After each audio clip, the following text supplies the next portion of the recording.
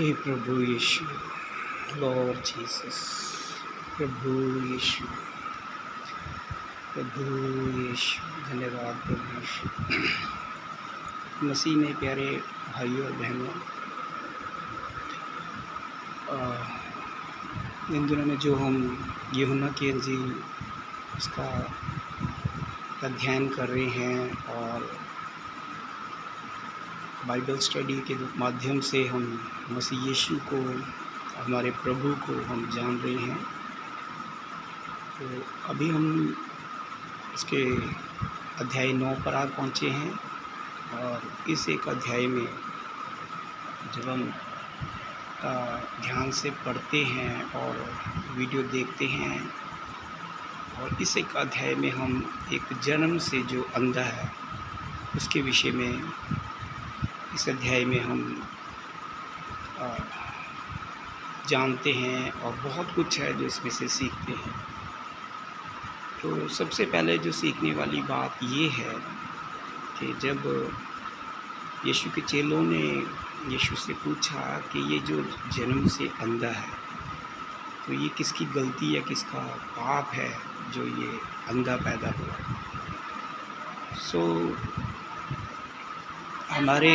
हमारे जीवन में और हमारे आसपास जो हम देखते हैं कि बहुत सारे जो लोग हैं जो पाप में पड़े हुए हैं, पाप में जीवन बिता रहे हैं और हमारे से भी अक्सर पाप और गुनाह हो जाते हैं।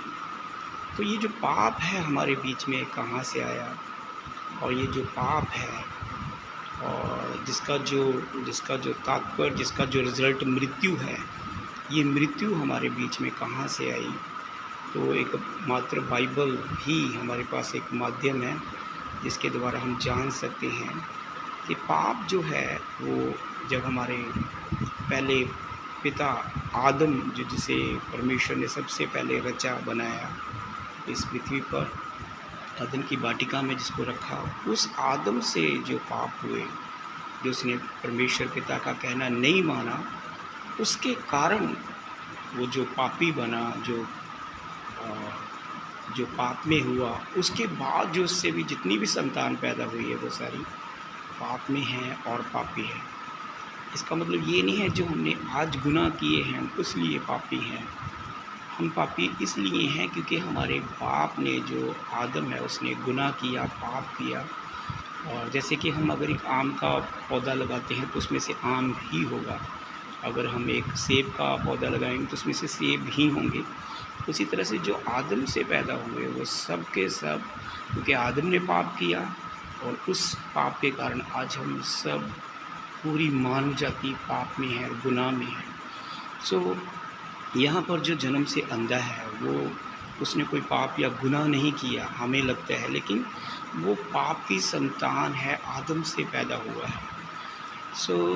यहाँ पर प्रभु उसकी आँखों को चंगा करते हैं। इसमें एक और बहुत अच्छी बात जो है, परमेश्वर ने मिट्टी से पुतले को बनाया और उसके अंदर जीवन का सांस फूंका। परमेश्वर ही है जो बनाता है। मैं आदम को मिट्टी ली और अपने हाथों से परमेश्वर ने बनाया। तो जो परमेश्वर मिट्टी से आदम को बना सकता है, वो यहाँ पर इस अध्याय में हम देखते हैं कि उसने मिट्टी ली, उसने थूका और मिट्टी सनी, उसका लेप बनाकर। तो अगर हम इसे और आत्मिक ढंग से देखेंगे तो हो सकता है जो जन्म से अंधा है उसकी आँखों में उसके ये जो अंदर वाला पार्ट होता है जिसे हम डेले कहते हैं, ये जो आँखें हैं, अंदर वाला पार्ट, शायद वो भी नहीं था। कई बार आप देखेंगे बहुत सारे अंधे भाई बहन ऐसे पैदा होते हैं जिनकी आँखों में ये वाला पार्ट नहीं होता।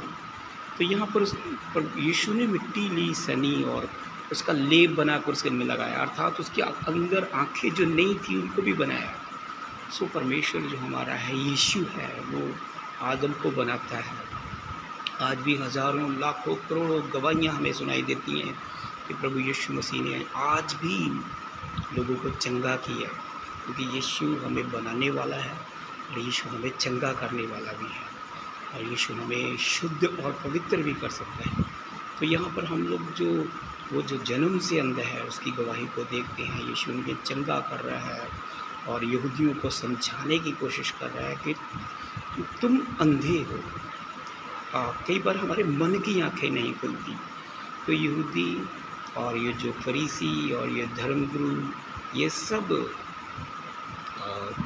मतलब बाइबल को तो जानते हैं और व्यवस्था को भी जानते हैं, परमेश्वर के हुक्मों को भी जानते हैं, लेकिन फिर भी अंधे हैं, फिर भी अंधकार में हैं।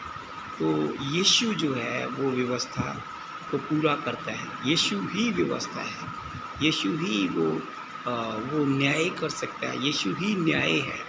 सो यीशु ही न्यायाधीश है। तो हमें यीशु को जानना है बाइबल के माध्यम से और हमें विश्वास करना है कि वो हमारे मन की आँखों को ज्योति नहीं कर सकता है। वो हमें हमारे अंधेपन से, क्योंकि ये आँखों से हम परमेश्वर को नहीं देख सकते, इन आँखों से हम परमेश्वर को जान नहीं सकते, समझ नहीं सकते, विश्वास नहीं कर सकते। मात्र यीशु ही है जो जगत की ज्योति है, जो हमारे आज जीवन के रूप में, आत्मा के रूप में, पवित्र आत्मा के रूप में, जीवनदायक आत्मा के रूप में हमारे अंदर आना चाहता है, हमें नया जीवन देना चाहता है और ताकि हम अंधकार से ज्योति की ओर, वो पाप से वो हाल शुद्धता की और पवित्रता की ओर हम जा सकें। सो इस एक अध्याय में हमें और अध्ययन करना है।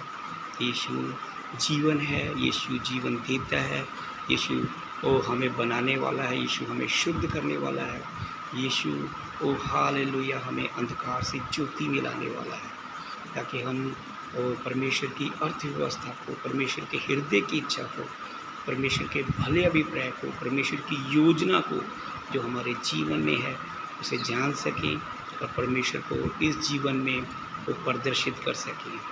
प्रभु हम सबको आशीष और बरकत दे। आमीन।